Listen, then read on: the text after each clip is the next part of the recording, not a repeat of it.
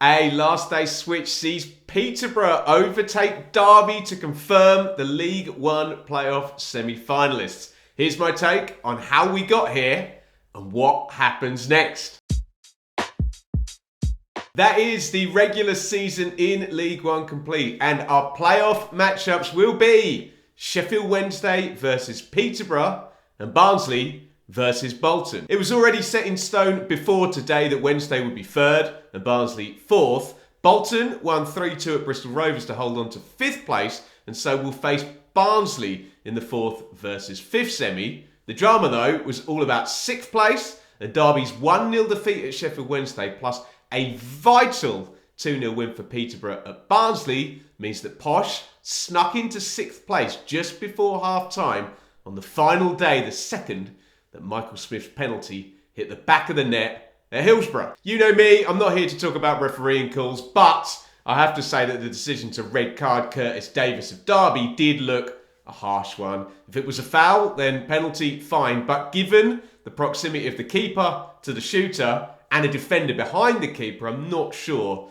it should have been classed as a denial of an obvious goal-scoring opportunity. Let's get into the two semi-finals then, as we'll be straight into the drama this coming Friday night. The first semi-final sees Sheffield Wednesday take on Peterborough. I know we'll get a lot of people peddling the narrative that third place has just missed out on automatic and sixth goes in with momentum, but the stats over the past 10 seasons say 70% of third place teams get to Wembley. Now, add into the mix the fact that Sheffield Wednesday have finished the season with 96 points, 19 ahead of Peterborough. There is little argument Wednesday have been a significantly better league side than Peterborough.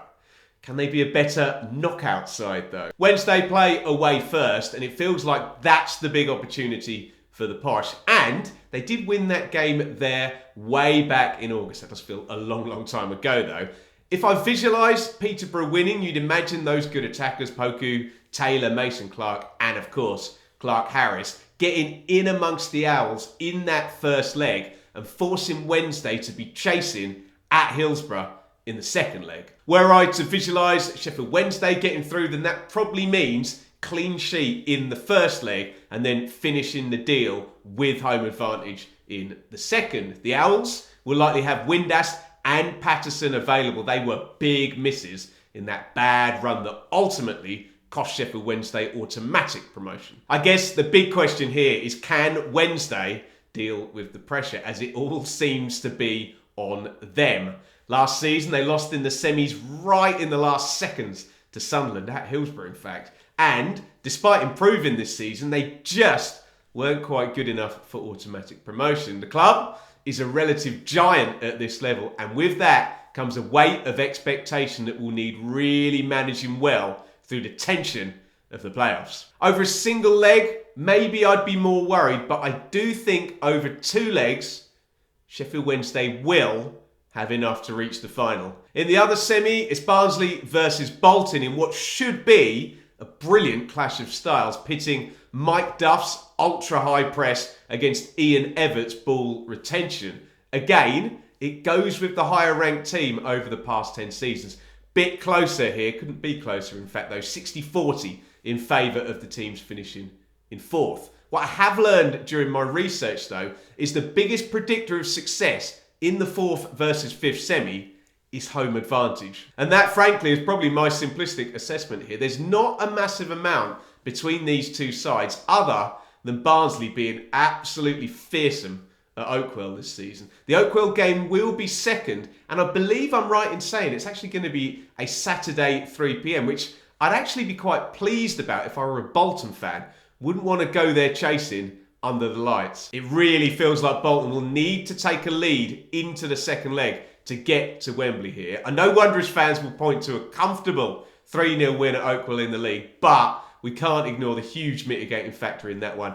Penalty for Bolton and red card for Barnsley in the very early going of that game. It's so tight in this one, and we should mention Bolton's knockout football pedigree. They won the Papa John's at Wembley. They are really going to fancy if they do get to the final.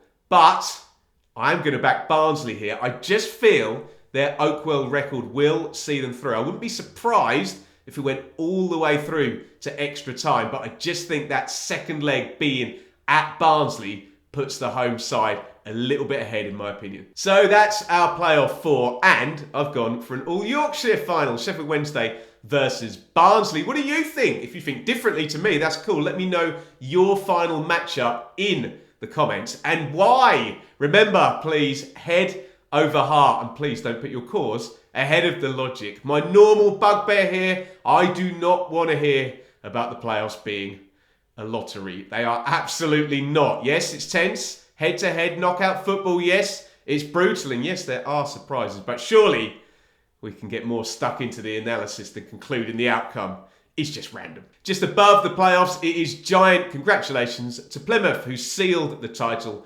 today after both themselves and Ipswich were confirmed as being promoted last weekend. Stay with the channel, take a look at my analysis on how the top two got themselves back in to the Championship.